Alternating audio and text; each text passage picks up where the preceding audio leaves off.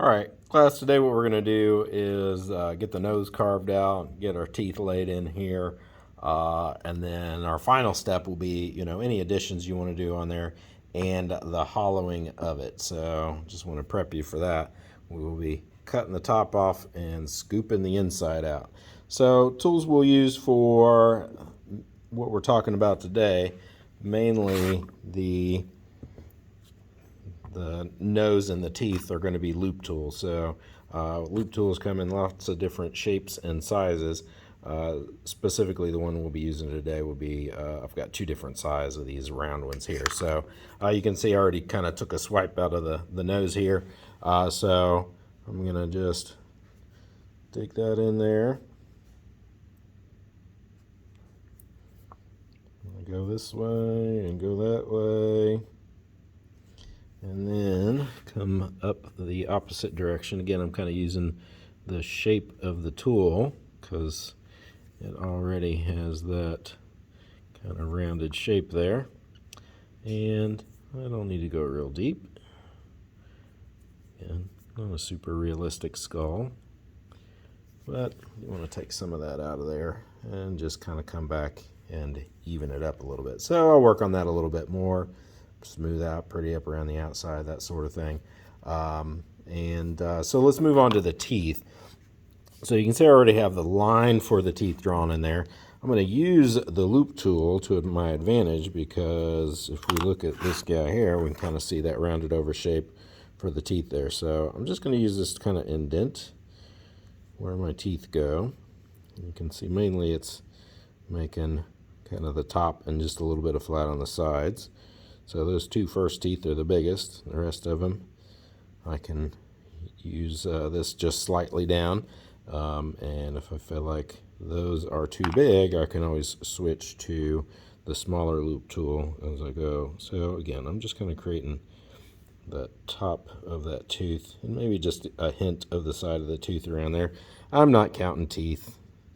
I'm just going around the side of the jaw there where I feel like I want them to stop. So coming around to here and then flip it over for this. And I'm going to use the small one all the way around on the bottom. Okay. So kind of what we would call an extension of this activity would be talking about how detailed do you want your teeth to be. So I've got them laid out on there.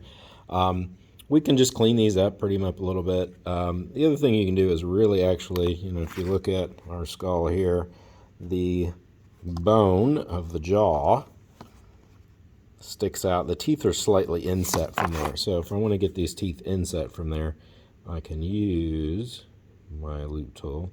Instead of just kind of indenting it straight in, I can use it to carve just a little bit. I'm taking just the smallest amount you can imagine out of that. And then I can use the side of it. That's a little big, but I can use the side of it to kind of create the sides of the teeth here. And I would come back this direction and do that as well. So I would do that around all those teeth. Again, just following those lines already made. Just dig it in just a little bit and carving. Again, I don't want these real deep, but that'll give me just a little better indication.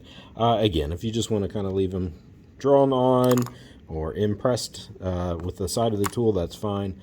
If you get done early, that's something you could go back and spend some time on. Let's talk a little bit about smoothing some stuff while we're talking about these teeth.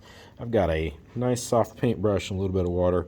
This is some place where, the smoothing is a little tougher, may have some little clay boogers stuck in there that we want to get rid of. A little paintbrush and just a tiny bit of water is a good tool for that. Other tools that are good for cleaning up little details like that would be a rubber tipped shaper. Okay, now we're going to talk the big scary part, the hollowing. So I'm going to take my skull, sit it right here, and first thing I'm going to do is draw around the top here. So I'm going to go above the eyes and above the eyebrow right here, and I'm going to draw around his head a line. So we're going to go back to about right there. I don't want it to, swoop too much down in the back because it'll want to slide off. So you can see it's a little bit lower in the back, but not a big deal. Okay, so again, scary part. We're going to take a fettling knife, make sure it's nice and clean. And if you've ever done a pumpkin, like a jack-o'-lantern, and you've had the top fall in or slide off or whatever, we don't want that. So what we've got to do, and I'll demonstrate on this, you can see the lid is cut at an angle so that it fits right down in there. Doesn't want to slide off sideways or backwards.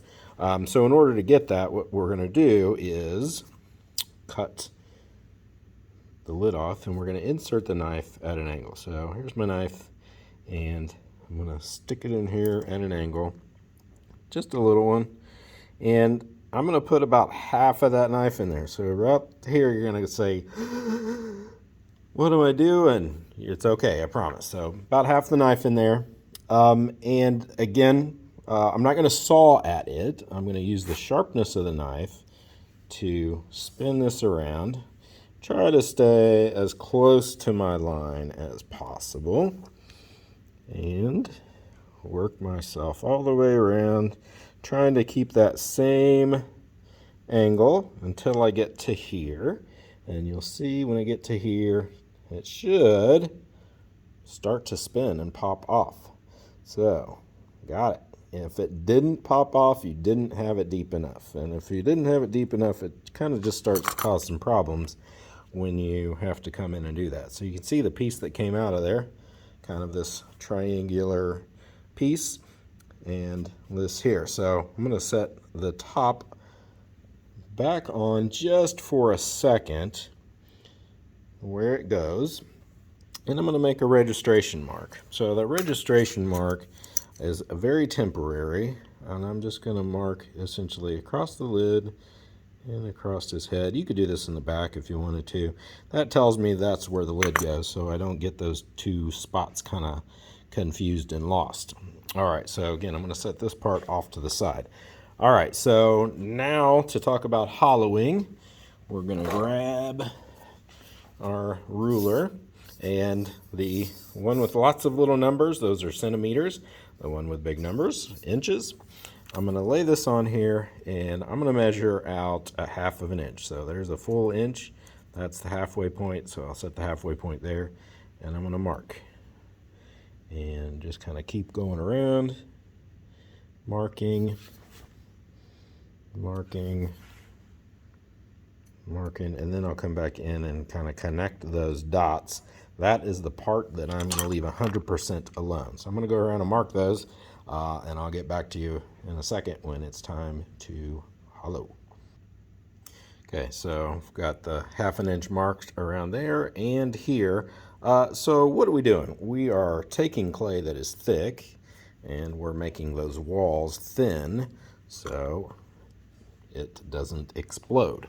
So best tool for hollowing is going to be your loop tool. So I'm going to start scooping off the extra stuff. Again, staying inside that line. The lid's the easiest part to do because we can see we just need to take a little bit off of there.